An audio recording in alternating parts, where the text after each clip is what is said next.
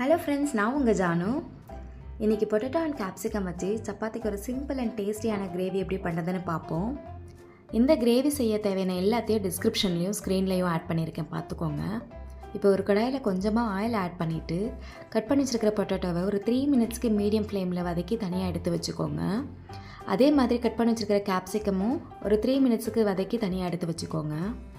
அதே கடாயில் இப்போ 2 டேபிள் ஸ்பூன் ஆயில் ஆட் பண்ணிவிட்டு ஆயில் சூடானதுக்கு பிறகு சீரகம் சேர்த்துக்கோங்க. சீரகம் பொரிஞ்சு வந்ததுக்கப்புறம் கட் பண்ணி வச்சுருக்கிற வெங்காயமும் பச்சை மிளகாவும் சேர்த்து வதக்கிக்கோங்க. வெங்காயம் நல்லா வதங்கி வரணும், அது வரைக்கும் நல்லா வதக்கி விடுங்க.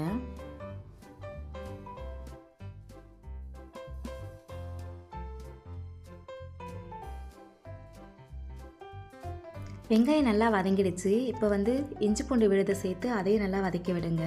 அதோட பச்சை வாசனை போனதுக்கப்புறம் கட் பண்ணி வச்சுருக்கிற ஒரு தக்காளியை ஆட் பண்ணிவிட்டு இந்த தக்காளி வேகிறதுக்கு தேவையான உப்பை மட்டும் கொஞ்சம் சேர்த்து அதையும் நல்லா வதக்கி விடுங்க. இப்போ கிரேவிக்கு தேவையான மசாலாலாம் சேர்த்துக்கலாம். 1 டேபிள் ஸ்பூன் மிளகாய்த்தூள், 1 டேபிள் ஸ்பூன் தனியாத்தூள், 1/2 டீஸ்பூன் மஞ்சத்தூள், அப்புறம் 1/2 table spoon garam masala add பண்ணிவிட்டு நல்லா வதக்குங்க. மசாலாவோட பச்சை வாசனை போய் இந்த மசாலா தக்காளி வெங்காயத்தோட நல்லா பிளெண்ட் ஆகிற வரை வதக்குங்க. இந்த மசாலா கூட இப்போ ஒரு 3 டேபிள் ஸ்பூன் தயிரை ஆட் பண்ணி நல்லா கிளறி விடுங்க.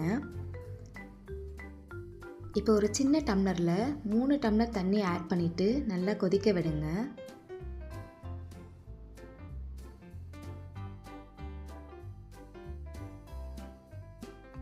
இந்த ஸ்டேஜில் எடுத்து வச்சுருக்க பொட்டேட்டோ அண்ட் கேப்சிகமை சேர்த்து கிளறி விடுங்க.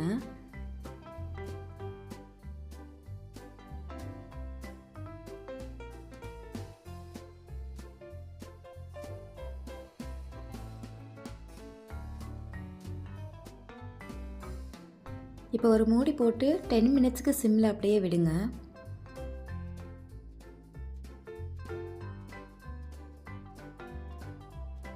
டென் மினிட்ஸ் ஆன பிறகு உப்பு சரி பார்த்துக்கோங்க.